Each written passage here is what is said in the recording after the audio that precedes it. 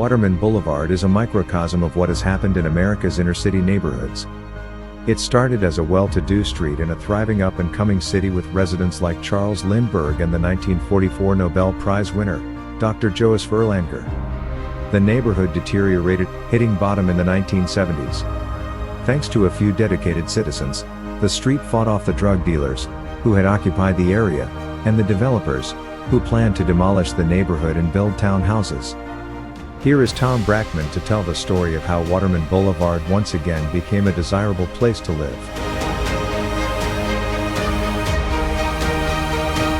My name is Tom Brackman, and I bought a house at 5108 Waterman in 1985. In 1909, there were no apartment buildings and there were a few empty lots, but it was mostly single-family houses.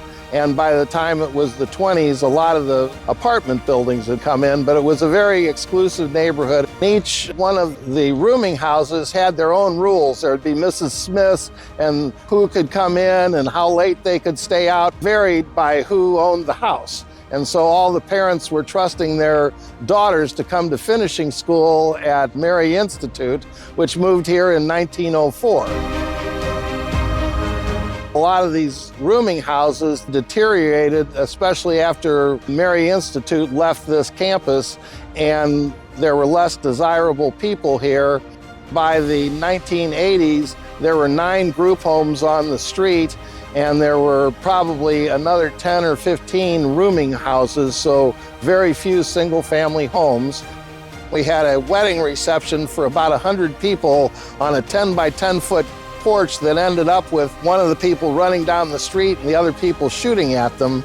We had 3 drug houses on the street that we knew of that we worked hard to get rid of, and in fact, in one of them, which was an apartment building, there were people on the 3rd floor lowering baskets of drugs and taking the money up in baskets right in the very front yard, and that was done all day.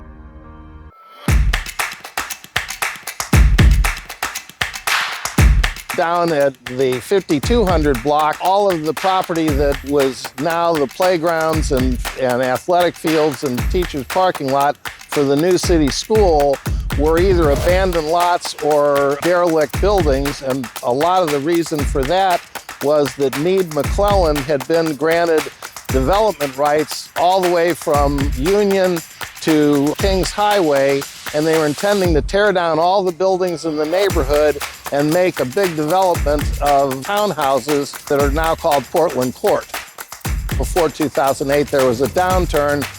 MEAD lost the project. The bank took the property back and sold it to the new city school at a great price. There was a terrible office building on the northeast corner at Kings Highway and Waterman that was owned by Otto Erker, but he was incompetent and we couldn't get anything done about this building until he died. Finally, upon his death, the Unitarian Church was able to acquire that property and made it into their front yard. The Diplomat Motel, which was an infamous no-tell motel, was sold to the United Church of Christ, and they decided that they were going to have a housing project, and it didn't go well, and they sold it to another private company, which was even bigger disaster, and so it was a huge eyesore, and finally the U.S. government took it back, and they couldn't operate it, so they tore it down, and that is now the CRC.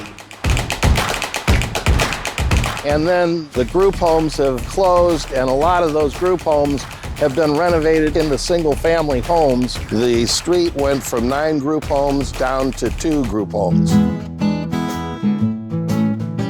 When MEAD sold some of the big apartment buildings to Byron Management, these were our 4 30-family buildings. The class of the tenants went from incredibly low to very good. There was a Dr. Erlanger, who was the first Nobel Prize winner from Missouri, and he lived on the 5100 block, which is Ainsley Bauer's house now, and there's a plaque on that commemorating that service. My house was originally owned by the Orthwine family, who were grain merchants, and their son had married one of the Bushes, And so they were also part of the Bush family, and they had my house until 1928 when the Theosophical Society bought it. And the Theosophical Society was founded in the 1880s by Madame Blavatsky in India, and she had a lot of famous followers. Gandhi was a follower of her, Einstein was a follower of hers, several other famous people. And St. Louis had the second oldest chapter of the Theosophical Society, and they bought my house in 1928 and added an auditorium and then had that for their headquarters until they sold it to the Metropolitan Community Church, which was the gay church. But when they owned it, from my next door neighbor who had lived here for 90 years, it was two sisters that had always been in the same house at 5102, said the most famous thing that happened on the street was that this was the first place that they had a lecture on the Dead Sea Scrolls in the Western Hemisphere. And she said there were limos parked all up and down the street. When Mary Institute moved from this campus, this building behind us became the Lutheran High School. And then the Lutherans moved out before World War II, and it was an Army officers training school. And then it was vacant, and then the people in the neighborhood were able to lease and then finally bought the school as the New City School, which has been a huge boon not only to our street, but also to the whole Central West End, because it's kept a lot of people here, so it's been a very important institution in the neighborhood. The 1907 building has 18 large urban condos and has maintained its architectural significance with all 4 of the original birdcage elevators still operating. In 1980, Love Management purchased the building for $200,000 and converted it into condos. Some of the famous residents were Charles Lindbergh, 1930 to 1932, Leonard Slatkin, and Karen Foss.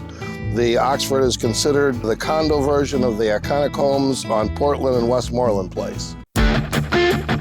They also let other developers take over the condominiums on the building south of Waterman on Lake, and that was turned into condominiums, and the same with the buildings that were right east of Portland Court. About the same time, there was a major renovation of what's now called the Chesterfield, and that became a much nicer apartment complex.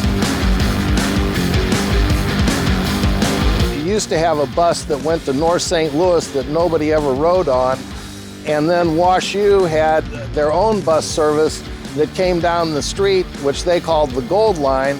And with that bus service, we had a lot of people from Wash U that started filling up the apartments because it was convenient with them. And then a few years ago, Wash U decided to pay Metro to run their bus line, and so that's the #1 route that continues to go down the street. And now we have good service to 2 Metrolink stations, which we didn't have with the prior bus routes. Waterman Boulevard was originally going to be a grand boulevard going west, and because of that, they had trolley service, and the trolley tracks, now asphalted over, run the length of Waterman. Trolley service ended in the 1960s when all the remaining trolley cars were sold to San Francisco.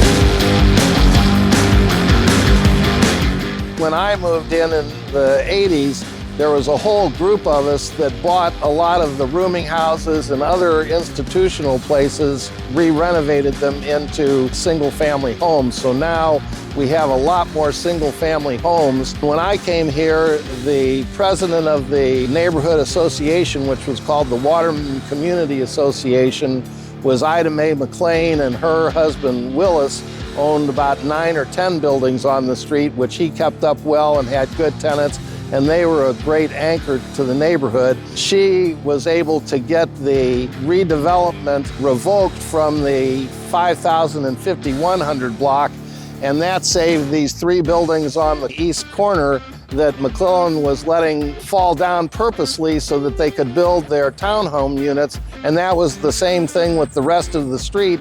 They were just letting the buildings they owned fall apart, because I tried to buy their buildings 10 years before I got it, and they said, oh no, those are not savable buildings.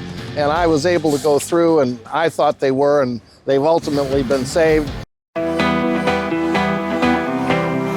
We had a lot of fun as the Waterman Community Association. We had a treasury of only about $400, but we had massive picnics every year with a parade with the police and the fire department and clowns. So we would march up and down the street and have a barbecue and a picnic for 100 to 150 people. That really created a lot of community spirit. This garden sits on a bunch of empty lots, and quite a while ago, the house that was in the middle of this burned, and that was one of our first projects. 12 years ago, one of the residents, Arthur Colbert, was the head of a not-for-profit, and he came up with the idea of having a garden that would be maintained by volunteers and that all the produce would go to the food pantries in the neighborhood. That was the genesis of the garden, and he was fostering the garden for 9 years. Got it to a point where there were a lot of visitors, a lot of education going on, and one of the key participants has been the New City School, and their 4th grade has for many years had this as part of their curriculum where they come down and help plant. When Arthur moved out of town, 2 of the mothers of the New City School kids have taken it over, and they have maintained it for the last 3 years. I do most of the boundaries and the grass cutting and all of the non-growing things for the garden. Everybody was in agreement that our biggest problem was the speed of the traffic coming down Waterman. Amazing how this was a speedway, and everybody sped down our street at 40 miles an hour. Then we hired Cohen Collaborative Architects to help us put together a neighborhood plan, including the fountain circle and the island in the 5200 block, plus the bump outs, and then other bump outs along the New City School lake were paid for by the New City School, and that's when they were able to get the angle parking in front of the school.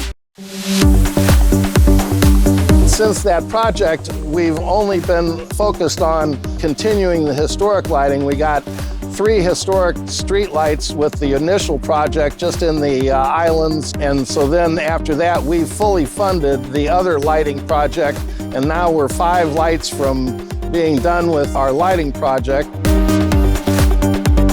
We also had a lot of projects with Operation Brightside, and we won a lot of awards for the best beautification and the most cleanup, which got us money in our treasury. So we were very involved with Operation Brightside. We created some pots down at the ends of the street that one of the big landlords had paid for us, and we had another garden on the grounds of Plymouth Manor, and we did a lot of alley cleanup, and we really tried to make the city better. And I personally cut a lot of people's grass who just didn't cut their grass so the street would look nicer instead of having overgrown lots. In 1992, the city decided that they wanted to have another set of business districts. They had already formed the Central West End Special Business District to take care of crime on the other side of Kings Highway, and they wanted to set a similar district up that included Waterman, Westminster, and Washington, and we decided that we would rather have our own district because those 2 streets had other funding, and they were also dead-end streets where basically you could sit in one spot, where we had a through street where there really wasn't an ability just to sit and watch like the other streets had. And so we thought our interests were a lot different, and we thought that more in the way of improvements would be a great deal. So we ended up forming the district. It was overwhelmingly passed. We started off with a budget of $13,000, and we decided we were going to save most of that money for major projects, except that from the very beginning, we were paying into the same fund that the other districts were paying into. So we've always been part of the security, and the money from the district has always been used for the security, but a lot of it was saved. We found out that there was a competition with the East-West Gateway Coordinating Council for federal projects, and so we worked with Lyda Cruzen to apply for that grant, but we were told that our likelihood of getting that grant was very small because our street was not regionally important. The city submitted all of the information, and we, as expected, ended up in the bottom third of the competition, way out of funding. And then I just happened to call the Gateway Coordinating Council 6 months later, and they said, oh, we're having a new competition in 2 weeks. And is it worth us applying again? And he said, well, come down and talk to us. We'll go through your thing. Well, that was the best thing that ever happened to the street, because the first thing he said is if we couldn't have a project with a fountain, that disqualified our project completely right out of the box. And then he said that we had recommendations from the mayor and the alderman. He said we needed recommendations from Portland Place and the synagogue and the Unitarian Church.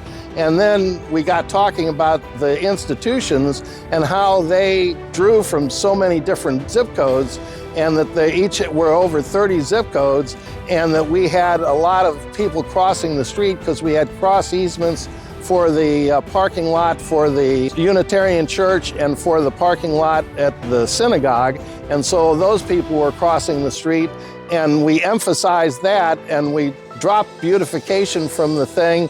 We added a few more $1,000 because everything was points. And so we went from the bottom third with the exact same project, and then we took the fountain out of it, and we asked, well, can we build our own fountain after the project's done? They said, oh, that's fine. And they would pay for electric and water for so we could irrigate that circle. So we just took the fountain out and ended up funding the fountain on our own. And so we ended up getting our project approved, which was only one of the 3 projects in the city that got approved that year, and one of only 6 projects that Lyda Cruzen had just in her ward. So we felt very good that we got that, and that was almost an $800,000 grant, and Lyda threw in ward money and the city threw in some money. And so we were able to do this massive project that we would have never been able to do without this grant. And we also wouldn't have gotten the grant if we hadn't hired a professional architect with plans instead of just throwing together. So each one of these things was more points, and by highlighting those things, we were able to get the funding for the project. Now I'm looking forward to what we're doing next, and in our original plan, the next things that were to be done was to put signage and maybe entry monuments at the ends of the street to maybe improve this intersection at Lake and Waterman. That was 20 plus years ago. Now we're trying to figure out what to do with the funding that we had been putting to the streetlights. We can actually start new projects when for the last 15 years we've only been focused on lighting.